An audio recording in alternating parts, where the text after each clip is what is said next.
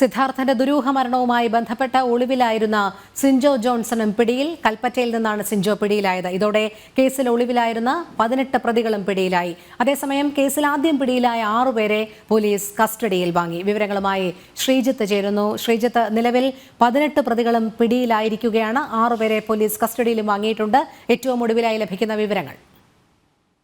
രോഹിണി, എന്തായാലും 13 ദിവസം നീണ്ട അന്വേഷണത്തിലൊടുവിലാണ് നിലവിൽ 18 പ്രതികളെയും ഈ പോലീസ് പിടികൂടിയിരിക്കുന്നത്. മാധ്യമങ്ങളുടെ നിരന്തരമായ ഇടപെടലും അതോടൊപ്പം തന്നെ ഗവർണർ വടിയെടുത്തതുമെല്ലാം ഈ പോലീസ് ഇതുമായി ബന്ധപ്പെട്ട് കൂടുതൽ അന്വേഷണം വേഗത്തിലാക്കാനുള്ള കാരണമായി. കാരണം ഇതുമായി ബന്ധപ്പെട്ട് ആദ്യത്തെ ഒരാഴ്ചക്കാലോളം ഈ പ്രതികൾ എവിടെയാണെന്ന് കണ്ടുപിടിക്കാൻ പോലീസിന് കഴിഞ്ഞിരുന്നില്ല. അതിനുശേഷമായിരുന്നു ഈ മാധ്യമ വാർത്തകളെല്ലാം ഉണ്ടായതിനു ശേഷം 10 ദിവസം കഴിഞ്ഞായിരുന്നു ആദ്യം 6 പേരെ പിടികൂടുന്നത്. അതിനുശേഷം പിറ്റേ ദിവസം ഇതിലെ SFI നേതാക്കളായ പ്രധാന കോളേജിലെ SFI നേതാക്കൾ ഈ പോലീസ് സ്റ്റേഷനിലെത്തി തന്നെ കീഴടങ്ങിയിട്ടുണ്ട്. ഇതിൽ പല SFIയുടെ നേതാക്കളും കോളേജിൽ എത്തി ഇത്തരത്തിൽ കോടതിയിലും അല്ലെങ്കിൽ ഈ പോലീസ് സ്റ്റേഷനിൽ ഉൾപ്പെടെ എത്തി കീഴടങ്ങാനുള്ള അവസരം പോലീസ് തന്നെ ക്രമീകരിച്ചു കൊടുത്തിരുന്നു.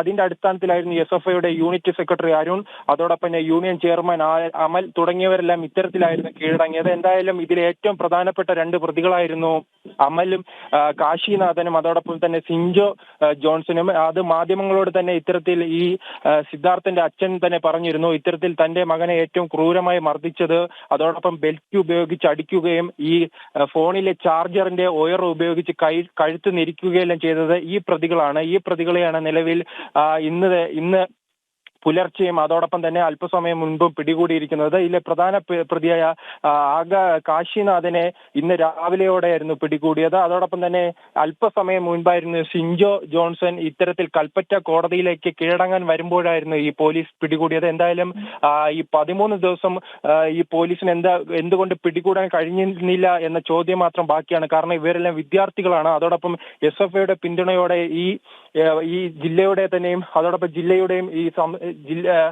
വേറെ മറ്റ് ജില്ലകളിലും തൃശ്ശൂരിലും കൊല്ലവും അതോടൊപ്പം തന്നെ പാലക്കാടുമല്ല എങ്ങനെ ഇവർക്ക് ഒളിവിൽ കഴിയാൻ കഴിഞ്ഞു എന്ന ചോദ്യവും ബാക്കിയാകുന്നു. എന്തായാലും 13 ദിവസം കൊണ്ട് 18 പ്രതികളെ നിലവിൽ പോലീസ് പിടികൂടിയിരിക്കുകയാണ്. ഇനിയും കൂടുതൽ ഇതുമായി ബന്ധപ്പെട്ട് പ്രതിപട്ടിക ഉയരുമെന്നാണ് പോലീസ് പറയുന്നത്. കാരണം അന്ന് 30-ലധികം കുട്ടികളായിരുന്നു ഇത്തരത്തിൽ ഈ വിദ്യാർത്ഥിയെ ക്രൂരമായി മർദ്ദിച്ചത്.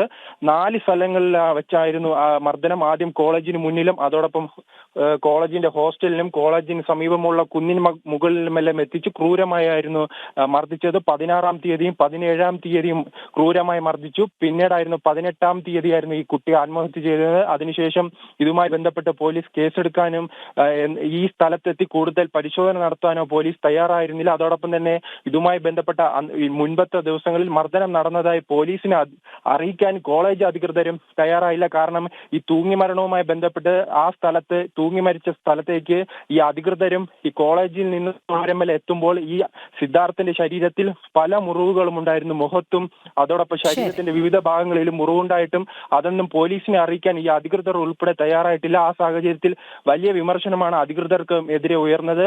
എന്തായാലും പോലീസ് നിലവിൽ 18 പ്രതികളെയും പിടികൂടിയിട്ടുണ്ട്. ശ്രീജിത്താണ് വിവരങ്ങൾ നൽകിയത്.